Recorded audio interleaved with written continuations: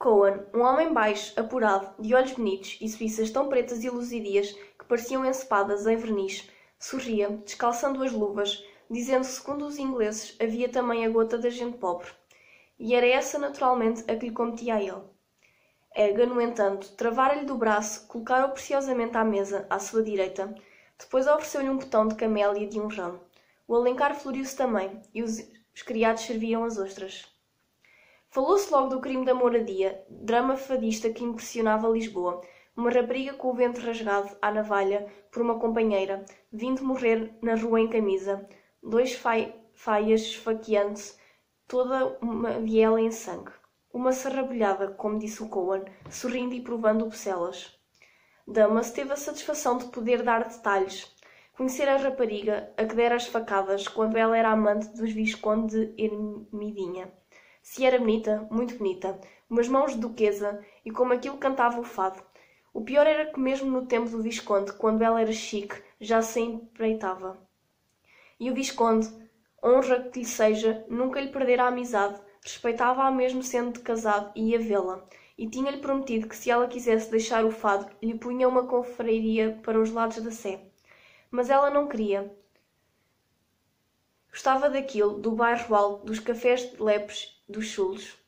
Esse mundo de fadistas de faias parecia a Carlos merecer um estudo, um romance. Isso levou logo a falar do Assomoir, de Zola e do realismo. E o Alencar, imediatamente, limpando os bigodes dos pingos de sopa, suplicou que não se discutisse, à hora da ceada de jantar, essa literatura de latrinária. Ali todos eram homens de sala, hein? Então, que não se mencionasse o excremento. Pobre Alencar, o naturalismo, esses livros poderosos e vivaces, tirando a milhares de edições, essas rudes análises, apoderando-se da igreja, da realeza, da burocracia, da finança, todas as coisas santas, dissecando-os brutalmente e mostrando-lhes a lesão, como a cadáveres num anfiteatro. Esses estilos novos, tão preciosos e tão ductéis, acompanhando em flagrante a linha, cor, a palpitação mesma da vida. Tudo isso, que ele na confusão mental chamava a ideia nova, caindo assim de chofre e encangalhamento a catedral romântica, sob a qual tantos anos ele tivera altar e celebrava missa, tinha desnorteado o pobre Alencar, tornara-se o desgosto literário da sua velhice. Ao princípio reagiu, para pôr um digo definitivo à Turco-Maré. Como ele disse em plena academia, escreveu 2 folhetins cruéis, ninguém os leu. A maré turpa alastrou-se mais profunda, mais larga. Então Alencar refugiou-se na moralidade, como numa rocha sólida. O naturalismo, com os seus aluviões de obscenidade, ameaçava com o pelo social? Pois bem, ele, Alencar, seria o paladino da moral, o gendarme dos bons costumes. Um dia, porém, Alencar teve uma destas revelações que prostaram os mais fortes. Quanto mais ele denunciava um livro como imoral, mais o livro se vendia como agradável. O universo pareceu-lhe coisa turpo. O autor de Elvira encavacou. Só Normand perguntou o criado, adiantando a travessa. É guia fulminal. Mas vendo que o Cohen dava um sorriso enfastiado e superior destas controvérsias de literaturas, calou-se. Ocupou-se só dele. Quis saber que tal ele achava de Saint-Emilion, e quando confortavelmente servido de Sr. Normand, lançou com grande alarde de interesse esta pergunta. Então, Cohen, diga-nos você, conte-nos cá, o empréstimo faz ou não se faz? E acerrou a curiosidade, dizendo para os lados que aquela questão de empréstimo era grave. Uma operação tremenda, um verdadeiro episódio histórico. O Cohen colocou uma pitada de sal à beira do prato e respondeu com autoridade que um empréstimo tinha de se realizar absolutamente. Os empréstimos em Portugal constituíam hoje uma das fontes de receita tão regular, tão indispensável, tão sabida como o imposto. A única ocupação mesmo dos ministérios era cobrar o imposto e fazer o empréstimo, e assim se havia de continuar. Entendia de finanças, mas parecia-lhe que, desse modo, o país ia alegremente e lindamente para a bancarrota. Num galopezinho muito seguro e muito à direita, disse Cohen sorrindo. Ah, sobre isso ninguém tem ilusões, meu caro senhor. Nem os próprios ministros da fazenda. A bancarrota é inevitável, é como quem faz uma soma. Helga mostrou-se impressionado. Olha que brincadeira, hein? E todos escutavam o Cohen. Helga, depois de lhe encher o cálice de novo, fincara os cotovelos na mesa para lhe beber melhor as palavras. A bancarrota é tão certa, as coisas estão tão dispostas para ela, continuava Cohen, que seria mesmo fácil a qualquer em 2 ou 3 anos fazer falir o país. Helga gritou sofregantemente pela receita. Simplesmente isso, manter uma agitação revolucionária constante, nas vésperas de se lançarem os empréstimos, haver 200 magalhães decididos que caíssem a pancada na municipal e quebrassem os candeeiros com vivas à República. Telegrafar isso em letras bem gordas para os jornais de Paris, Londres e do Rio de Janeiro. Assustar os mercados, assustar o brasileiro, e a bancarrota instalava. Somente como ele disse, isso não convinha a ninguém. Então Ega protestou com veemência. Como não convinha a ninguém? Ora essa. Era justamente o que convinha a todos. A bancarrota seguia-se. Uma revolução, evidentemente. Ega, porém, incorrigível nesse dia, soltou outra enormidade. Portugal não necessita de reformas, Correm. Portugal, o que precisa é a invasão espanhola. Alencar, patriota antiga, indignou-se. O Correm, com aquele sorriso indulgente de homem superior, que lhe mostrava os bonitos dentes, viu ali apenas um dos paradoxos de Ega. Mas Ega falava com seriedade, cheio de razões. Evidentemente, dizia ele, a invasão não significava a perda absoluta de independência. Um receio tão estúpido é digno de uma sociedade tão estúpida como a de 1º de dezembro. Havia exemplo de 6 milhões de habitantes serem engolidos de um só trago por um país que tem apenas 15 milhões de homens. Depois ninguém consentiria em deixar cair nas mãos de Espanha, nação militar e marítima, esta bela linha de costa de Portugal, sem contar as alianças que teríamos a troco das colónias que só nos servem como a prata de família aos morgados arruinados para ir empenhando em casos de crise. Não havia perigo. O que nos aconteceria, dado uma invasão, num momento de guerra europeia, seria levarmos uma sova tremenda, pagarmos uma grossa indenização, perdermos 1 ou 2 províncias, ver talvez a Galiza estendida até ao Douro. Poulet Champignon, murmurou o criado apresentando-lhe a travessa. E enquanto ele se servia, perguntavam-lhe dos lados onde via ele a salvação do país nessa catástrofe que tornaria a povoação espanhola, Celurico de Basto, a nobre Celurico, berço de heróis, berço dos Egas. Nisto, no ressuscitar do espírito público e do gênio português, sovados, humilhados, arrasados, escalavrados, tínhamos de fazer um esforço desesperado para viver. E em que bela situação nos achávamos, sem monarquia, sem essa caterva de políticos, sem esse tortulho da inscrição, porque tudo desaparecia, estávamos novos em folha, limpos, escarolados, como se nunca tivéssemos servido. E recomeçava-se uma história nova, um outro Portugal, um Portugal sério e inteligente, forte e decente, estudando, pensando, fazendo civilização como outrora. Meninos, nada regenera uma nação como uma medonha tareia. Ó Deus de Ourique, manda-nos o castelhano, e você, Cone, passe-me o Santa Emília. Agora, num rumor animado, discutia-se a invasão. Podia fazer-se uma bela resistência. Cone afiançava o dinheiro. Armas e artilharia iam comprar-se à América. E Kraft ofereceu logo a sua coleção de espadas do século XVI.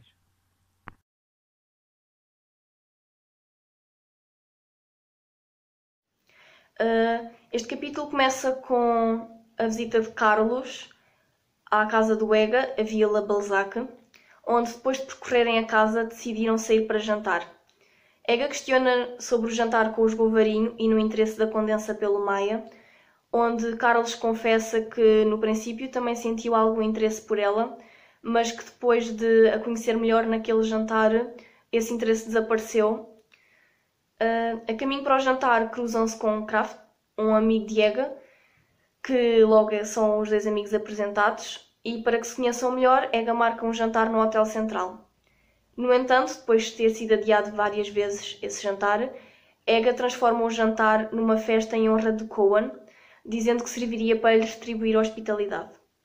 Durante o jantar, Carlos conhece Damas, que veio de Bordeus com os Castro Gomes, e Tomás de Alencar, que mais tarde lhe fala do pai, o Pedro da Maia, e Carlos lembra-se de como descobriu a verdade sobre os seus pais, que fora numa noite em que Ega estava bêbado e acabou por lhe confessar que o seu pai se tinha suicidado por sua mãe ter fugido com um estrangeiro, pois esta verdade sempre lhe tinha sido oculta pelo avô.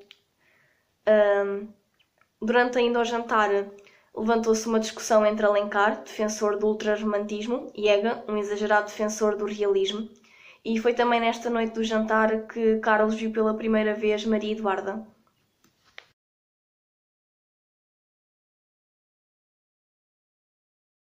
Neste certo, durante o jantar organizado por Ega, Essa utilizou os diferentes personagens e suas ideologias para criticar e satirizar a incoerência cultural e a decadência do país a nível económico, social e político.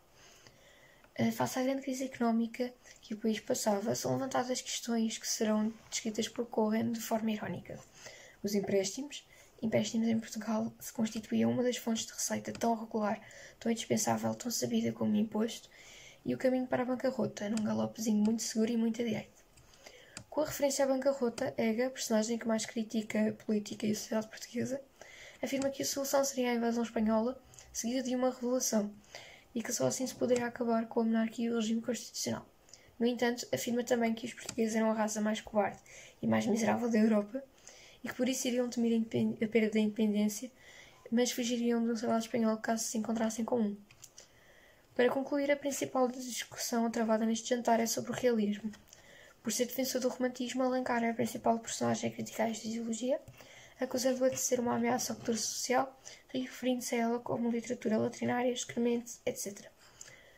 Por este ter sido o primeiro episódio onde Carlos se reúne com a elite de Lisboeta, é evidente a crítica e a ironia à incoerência e à falta de civismo nas classes mais altas da sociedade e do seu esforço para assumir um comportamento digno e requintado.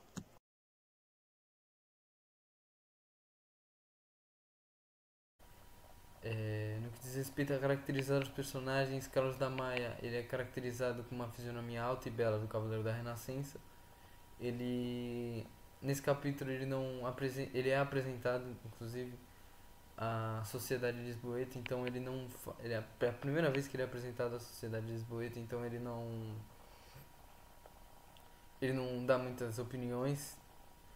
Ele só dá uma em particular que é sobre o naturalismo, que ele é contrário. E tal como o Carlos, o Kraft ele tem uma atitude moderada, ele não dá muita opinião dele, nem intervém. E é uma frase que nós podemos ver isso e evidenciar é: Kraft, no entanto, impassível, bebia aos goles a sua chartreuse. Já presenciara mais vezes duas literaturas rivais engalfinhando-se, rolando no chão. Tudo isso o deixava indiferente, com um sorriso de desdém. João da Ega, um dos personagens fundamentais nesse capítulo, é amigo íntimo de Carlos, ele que organizou esse jantar, né? E ele é defensor, ele é da nova geração e é defensor do realismo, defensor de ideias inovadoras e revolucionárias. E por algumas vezes ele acaba por ser um pouco exagerado. E duas frases em específico sobre dois temas diferentes que nós podemos ver isso é: a bancarrota seguia-se de uma revolução, evidentemente. Portugal não necessita de reformas, Cohen. Portugal o que precisa é a invasão espanhola.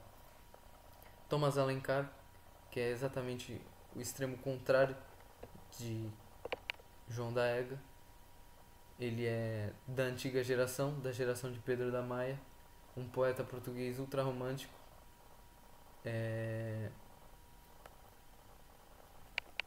Ele não gosta, ele odeia, no caso, ele diz que o realismo, essa ideia nova, como ele diz no texto, ela é tal como um excremento, ele compara com um excremento, e ele se sente, com o seu espírito patriota, ele se sente bem triste com o que Ega diz sobre a invasão espanhola, e nós podemos ver isso nessa frase a seguir.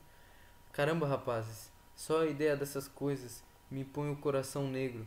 E como vocês podem falar nisso, a rir, quando se trata do país, desta terra onde nascemos? Que diabo? Se referindo à invasão espanhola e à conversa que se seguia sobre isso. Cohen é o diretor do Banco Nacional e representa as altas finanças, e por isso é bem influente. Ele tem um tom de superioridade e acaba por muitas vezes não levar o João da Ega a sério, achando que às vezes é só uma brincadeira. E algumas frases que nós podemos evidenciar isso é: há talento, há de saber, dizia ele com um tom de experiência. Você deve reconhecê-lo, Ega. Você é muito exagerado. Nisso ele estava se referindo às pessoas que estão na política, amigos de Cohen, questionados e criticados por Ega. E outra frase que nós podemos ver é: lembrando-se de algumas dessas bestas eram amigos do Cohen, Ega reconheceu os talento e saber, que no caso é exatamente o que eu havia dito. Ega chamou as pessoas do governo de bestas e lembrou assim que algumas dessas bestas seriam amigos de Cohen. Outra frase também é: Cohen, com aquele sorriso indulgente de homem superior, viu ali apenas mais um dos paradoxos do nosso Ega. Isso, no caso, mostrando mais uma vez que Cohen não leva o Ega a sério, apesar dele falar sério muitas vezes. Por fim, o último personagem, Damaso, é a caricatura da burguesia. Podemos dizer isso em rapaz baixote, gordo, frisado como um noivo de província, de camélia ao peito e palastrão azul celeste. Ele admira Carlos, tentando ser uma pessoa boa, com classe e com um bom estatuto na sociedade, mas com isso só evidencia a sua vaidade e a sua futilidade.